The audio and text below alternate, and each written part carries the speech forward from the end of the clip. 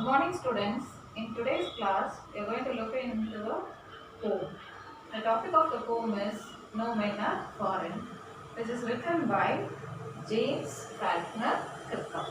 What is the topic of the poem? No Men Are Foreign. James Faulkner. Okay. This poem tells us that we should not hate our brethren. The theme of the poem is that. What is the theme of the poem? We should not hate our brethren. Now let's have a quick reading of the poem. Remember, no men are strange, no country is foreign. Beneath all uniforms, a single body breathes. Like ours, the land our brothers walk upon is earth like this in which we all shall lie.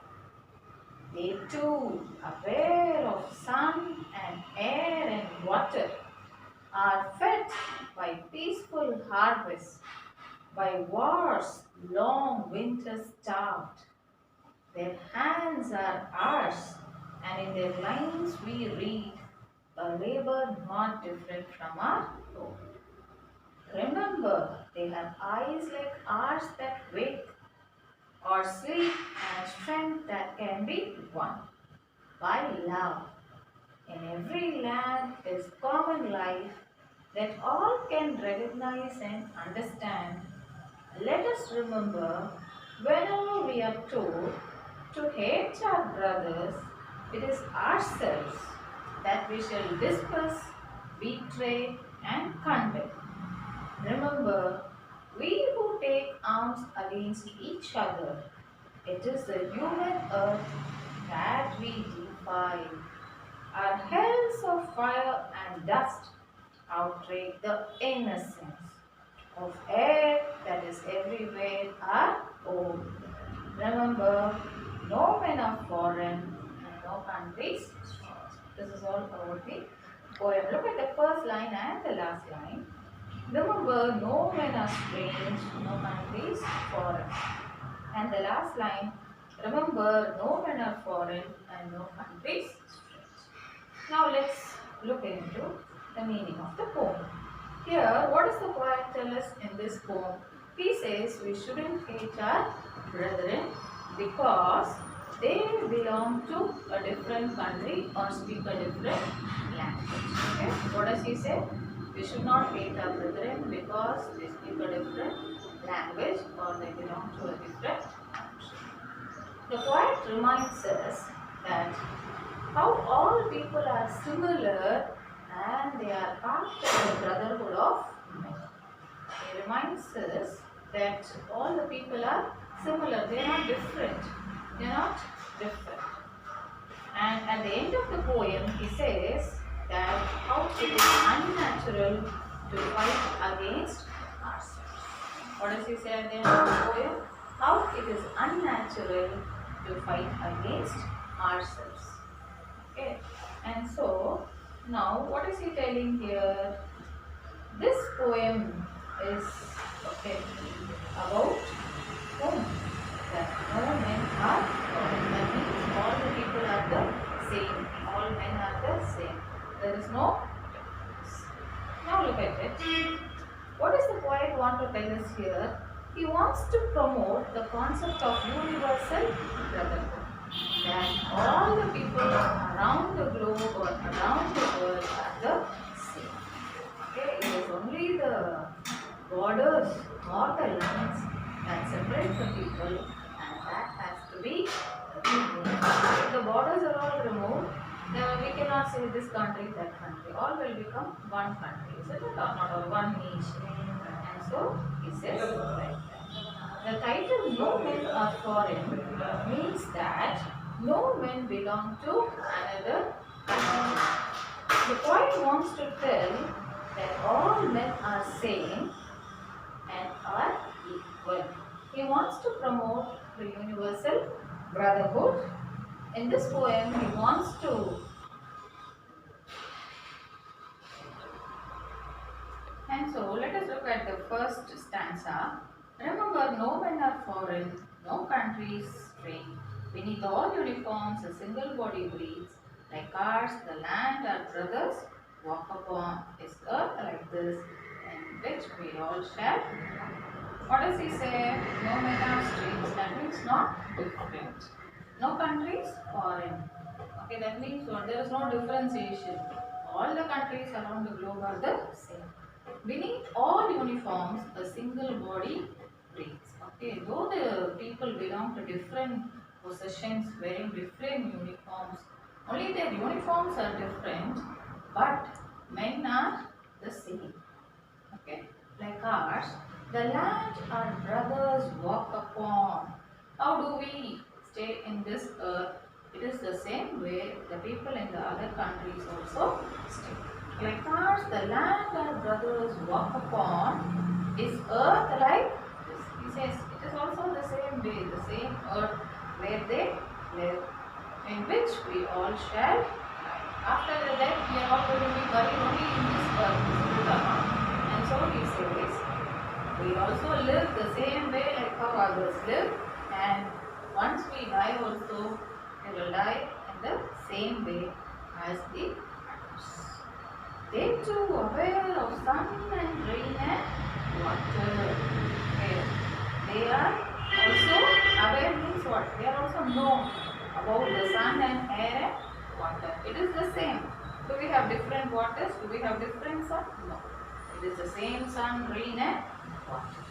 Are fed by peaceful harvest, by war's long winter star.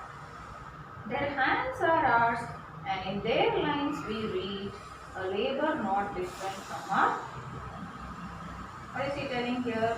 They too aware of sun and air and water. Okay? They all know the sun is the same, the air that they breathe and we breathe are the same, and the water. Are fed by peaceful harvest, by war's long winter star. Their hands are ours, and in their lines we read a labor not different from our. They refer to those peoples who belong to other countries. Okay, we call them as foreigners. Other country people, how do we call them? We call them as foreigners, and we are discriminating them. We are differentiating them, and we also fight with them. Now we have this China war and all, isn't it? In the borders, China and India was fighting, but now there is peace there. The point says that nature has given all the bounties to all the people, also just like they have given us. Everyone gets sunlight, okay, air and water in equal measure. There is no difference at all. For this person, he has to get only so much amount of water. Sunlight, is there any partiality? Every man deserves equal amount of sunlight, air and water. We all do farming during the time of peace when there is no war. Okay, see, are fed by peaceful harvest, by war's long winter start. Even they don't get food at that time. So the poet says that foreigners who belong to other country, we are all the same. And the poet says that even their hands are same as ours. Okay? Do we have different hands? No. Their hands are ours, and in their lines we read. Okay? They work hard just like us.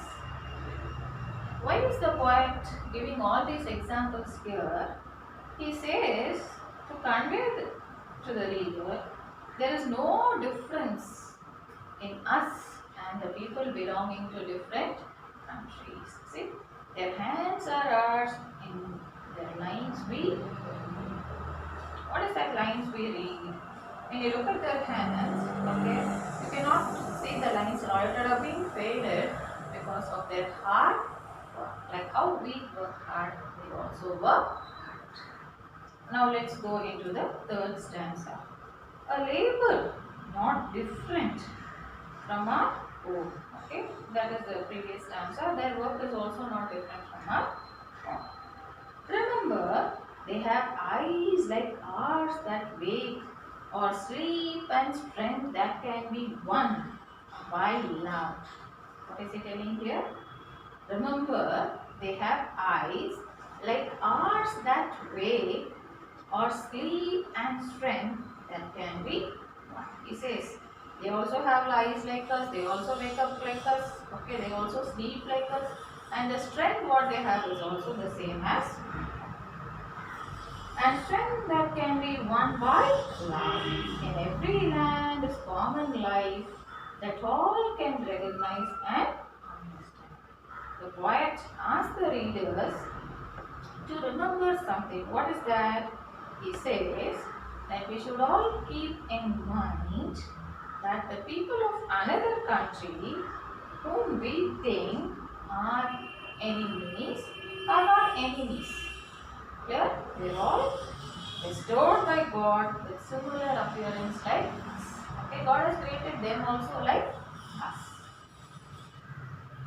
God has given them eyes like ours, which open when awake and when closed when we are asleep. What does he tell here? The eyes are the same. How we open when we are awake, our eyes are open, isn't it? And when we sleep, our eyes are closed. It is the same way. Similarly, he has also given them strength which can be won through. Then he says that in every country and in every land, okay, the life the people live is also the same. That there is no change. What does life mean? Life means all the things that are living here. Okay? And so, and if we can recognize them and if we can understand their feelings and realize that they are like us, then there will be no fights or wars between us. Understood? What should we realize? That they are also the same, their feelings are also the same like, see, in every common land, in every land is common life. That is the life we live. That all can recognize and understand. Yes, every man should understand that they also have the same feeling. Now let's look into stanza. Let us remember, whenever we are told to hate our brothers, it is ourselves that we disperse, betray, condemn. Remember, we who take arms against each other, it is the human earth that we defy. What is he telling here? Let us all remember, when we are told to hate, who are our brothers, the people who belong to the foreign countries. Okay? What should we think? We should not think them as our enemy. Okay, see there. Let us remember, whenever we are told to hate our brothers, it is ourselves that we disperse, betray and condemn. Remember, we who takes arms against each other, it is a human earth that we defy. What does the poet say? Whenever we are asked to hate our brothers, it is like something we are hating. Brothers means here people from different countries. We should not think them as our enemies. If we think them like that, whenever we think that someone is our enemy, then we are depriving ourselves, because they are also same as us. We cheat ourselves and we condemn ourselves. He says that we should stay away from such negativity. We should not consider anyone to be our enemy. During a war, both the parties, that is, both the side soldiers, okay, meet the loss. And that is why the poet says that war is not our favor. He says that whenever we pick a weapon against someone, we should remember one thing, that what are we doing? It is the human earth that we are spoiling. Can you follow? Our hells of fire and dust outrage the innocence of air that is everywhere our own. Remember, no men are foreign and no countries strange. What does he say here? Our hells of fire and dust outrage the innocence. What does he say? We should keep in mind that whenever we pick weapons, that is when we are ready to fight against any person, we make the earth dirty because weapons kill people, isn't it? And everywhere there is bloodshed, isn't it? And people are killed, their bodies are here and there, and we are destroying the earth. And we are making the earth dirty because weapon kills people and their bodies which fall on the earth make it dirty. Whenever war happens, it leads to a lot of bloodshed, fire and death. That is hells of fire and these dead bodies accumulate on the earth and it makes the earth dirty. The fire of war which erupts, the smoke comes out, the dust which fills the air, it is so dirty, okay, how is it? It is so dirty that it pollutes and outrages the purity of the air. Our hells of fire and dust outrage the innocence of air. Okay, when war takes place, what happens? There is fire, everywhere there is dust. That and all spoils the innocent air. And so what is the poet tells us? We should not indulge in war. We should not go in for wars. Finally, how does he end the poem? He says, the first line again, he is writing it in reverse. Remember, no men are foreign and no countries strange. Okay, and so this is the meaning of the poem. Now let's have a quick recap of what has been here. And so, what is the subject of the poem here? The subject of the poem is unity of human race, despite of the difference in color, creed and religion. We should not look into the color or the religion or any other things which differentiate people. All human beings are the same. We walk on the same earth and we will be buried under the same earth. And each and every one of us are related to each other. We are all born the same and we die in the same way, though we wear different uniforms. Okay, what is it? It is the same person, okay, who wears it, and we are all brothers. And during wars, the opposing side will also have, what is it? So, the opposite side will have lots of bloodshed and killing of lives. It is also the same as us. We as humans, we also do the same labor with our hands. And look at the world the same way. Waging war against others as they belong to a different country is like attacking our own selves. It is the human air, earth, we are polluting the earth. We all share the same feelings. We are similar to each other. And so the poet concludes that we should not have wars as it is something that we fight against us. Okay, this is all about the meaning of the poem. Okay, and so now let's look into some of the questions given here. And now let's look into some of the literary devices which are given in the poem. Talking about this poem, there is no separate rhyme scheme. I hope you would have learnt about rhyme scheme in your previous poems. But here, the entire poem is three verse. Okay, you don't find the same rhyme scheme there. And what are the literary devices used in this poem? Alliteration is there. That is the repetition of consonant sound in two or more closely placed words. Stanza 1, body, breathes. Can you find that? In the second line, beneath, body, breathes. Okay, and stanza 2, war, winter, isn't it? Then talking about stanza 1, we find metaphor there. What is metaphor?